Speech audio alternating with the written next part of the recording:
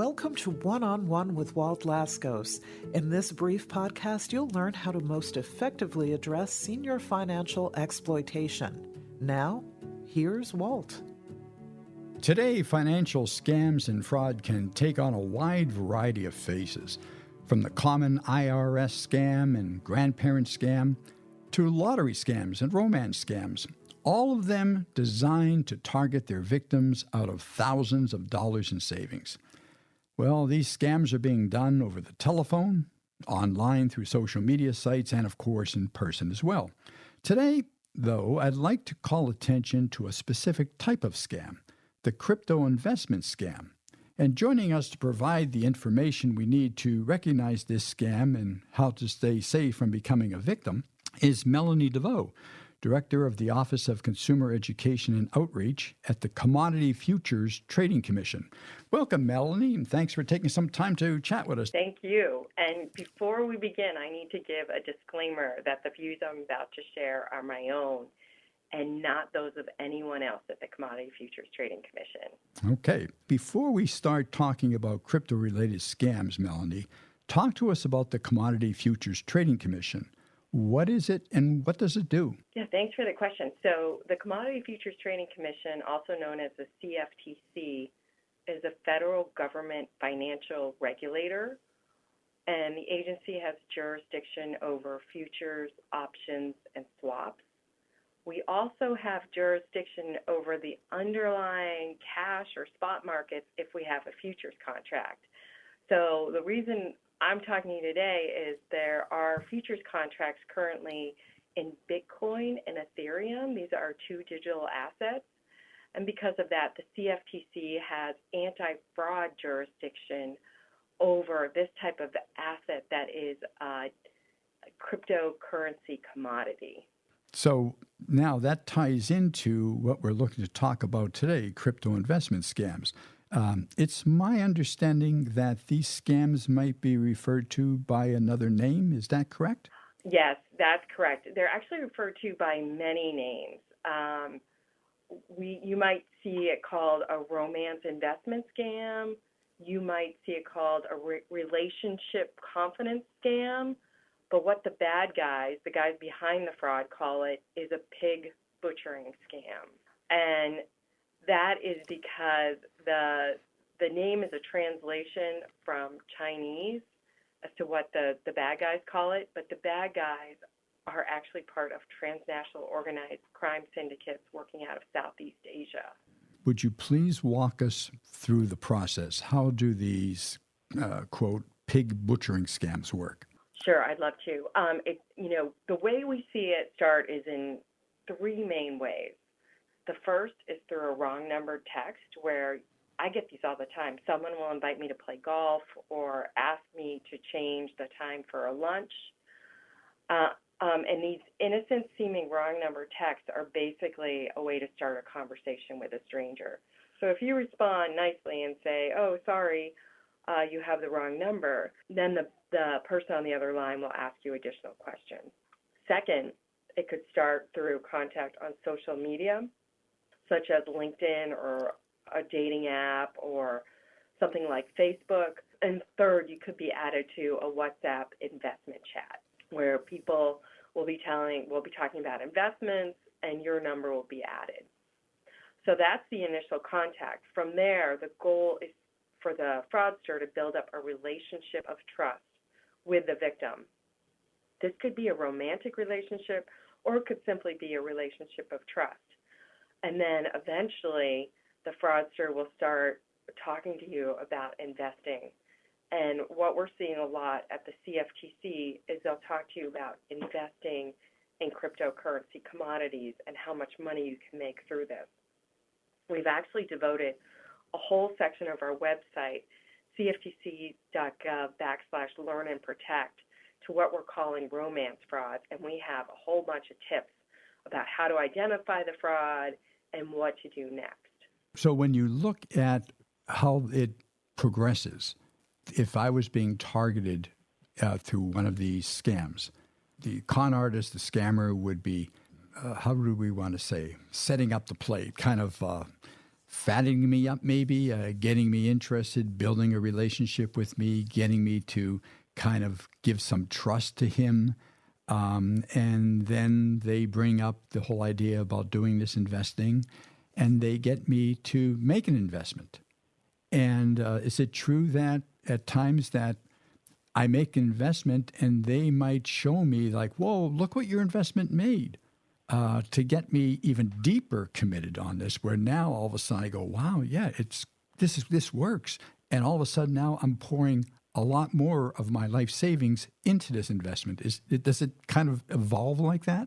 Yes, that's exactly right. It starts off just with conversation and building up a long-term relationship of trust. So what we're seeing in the victims is they could have weeks of text messages with the fraudster, and that could include, showing pictures of food, pets, the city they live in, what they're doing, all, kind of what you would expect in a normal text string with your friend or romantic interest.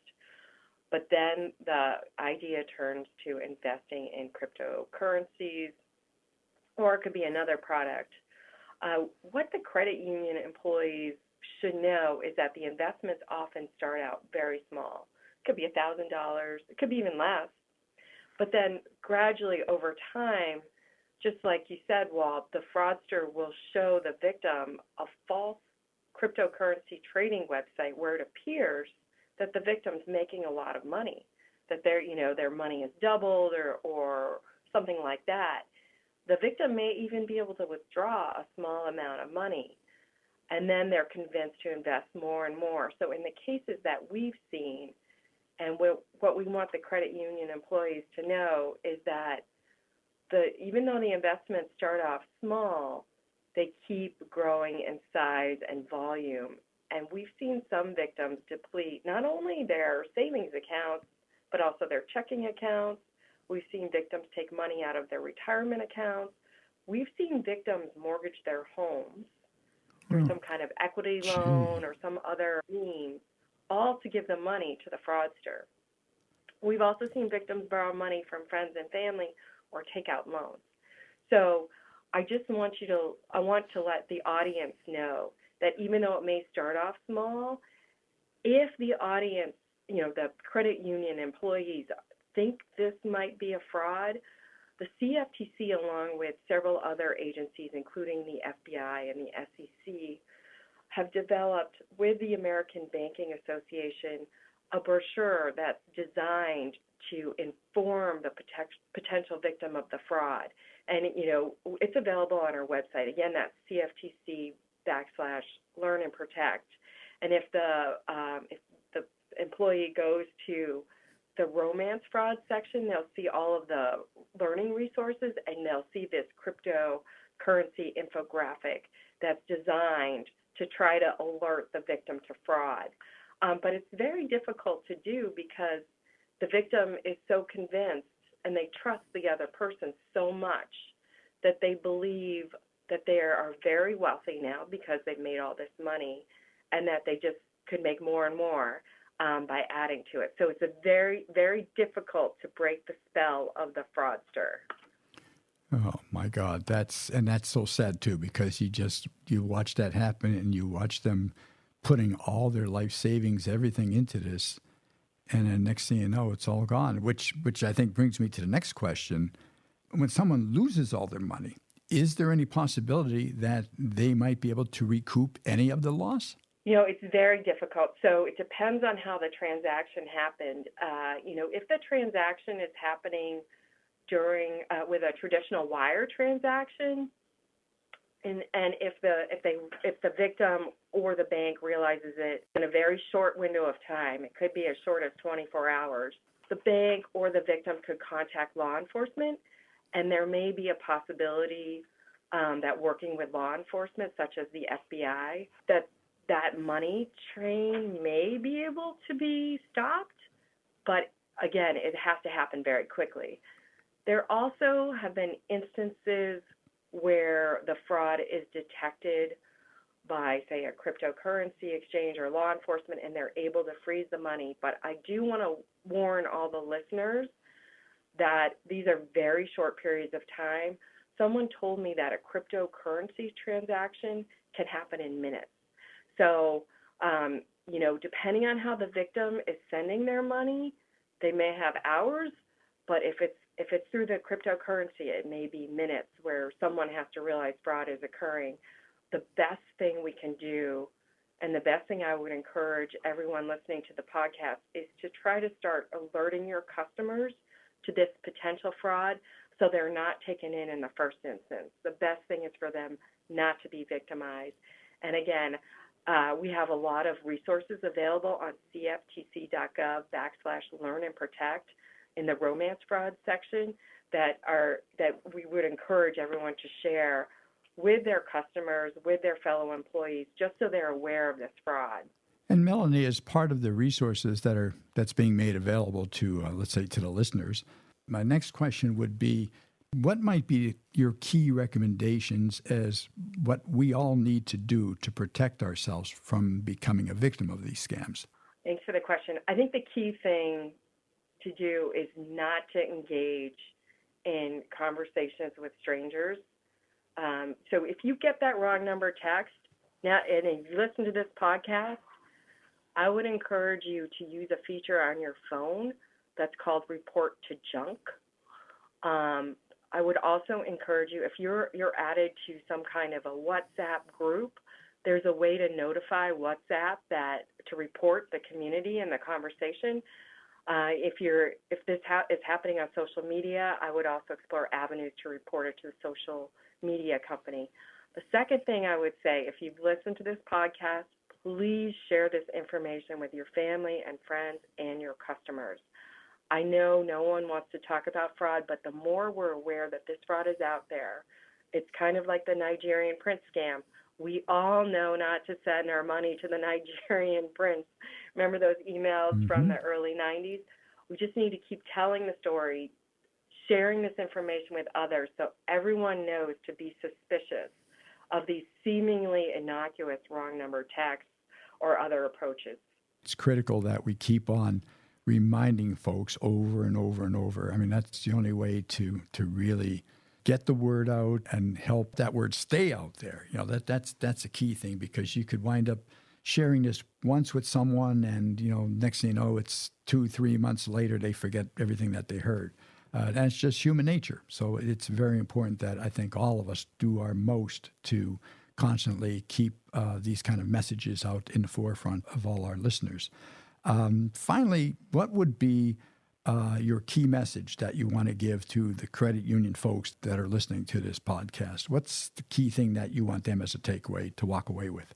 I want them to understand that this fraud is out there and it's growing. We're seeing that the organized crime syndicates are expanding their operations overseas. Other organized crime syndicates are realizing how profitable this fraud is, and they're duplicating the fraud, franchising the fraud, if you will. So what I would encourage everyone to do is to consider, be very mindful that the fraud is out there. Try to let the customers know. I'd also encourage them, to follow all their procedures regarding filing suspicious activity reports. And I also want to encourage them to, if their customer has been defrauded, to encourage them to find the resources on cftc.gov/learn-and-protect. I'd also encourage them to tell the victim to report this fraud to the FBI using the ic3.gov website. And I'd also encourage them to look at our resources, because when you are reporting fraud, there's certain information that is really vital that the CFTC or FBI needs to know. So what we did, we issued an advisory in April of 2024, and the advisory's name is "Don't Make Fraud Make You Feel Foolish."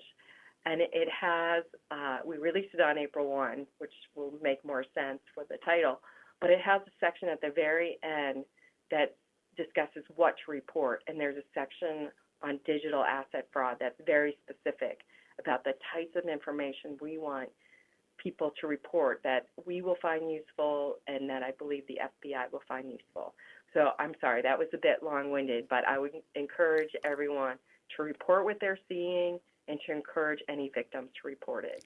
And Melanie, one last time, the URL for the Commodity Futures Trading Commission is? www.cftc.gov, and our learning resources are at cftc.gov/learn and protect.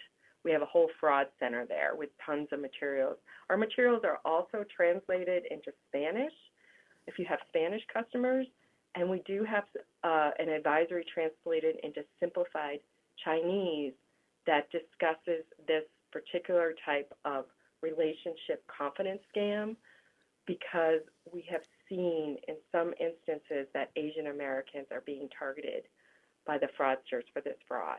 Hey, Melanie, thank you so much for joining us today to help us all learn more about crypto investment scams and how to stay safe from becoming a victim to any of them. I really appreciate you taking the time, Melanie. Thank you. Thank you very much for having me. I appreciate it.